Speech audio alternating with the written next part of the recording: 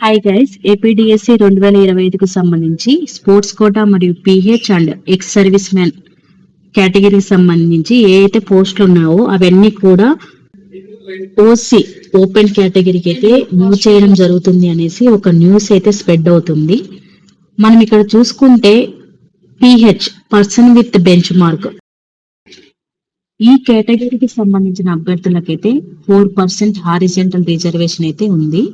So ఈ quota కింద వచ్చిన అభ్యర్థులు కూడా ఇతర కేటగిరీలో ఉన్న అభ్యర్థుల మధ్య పోటీ చేస్తారు. అయితే పిహెచ్ కోటా కింద అభ్యర్థులు ఎంపిక కాకపోతే ఆ పోస్టులు ఓసీ కేటగిరీకి అయితే మారవు.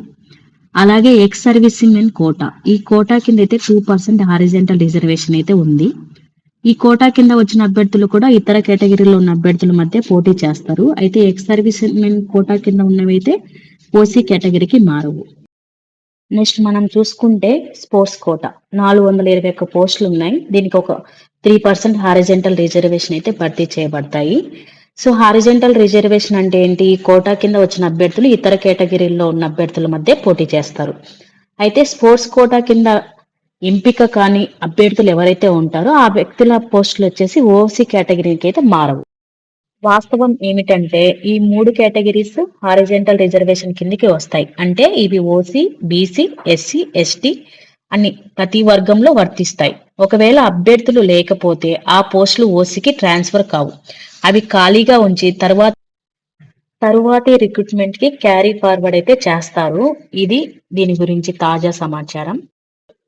ఇన్ కేస్ ఈ పోస్టులు అనేటి ఓసీ ఓపెన్ కేటగిరీకి వెళ్ళినా ఓపెన్ రిజర్వేషన్ లో ఉన్నటువంటి కట్ ఆఫ్స్ కానీ ఏవైనా కానీ అన్ని పెరగడం జరుగుతుంది.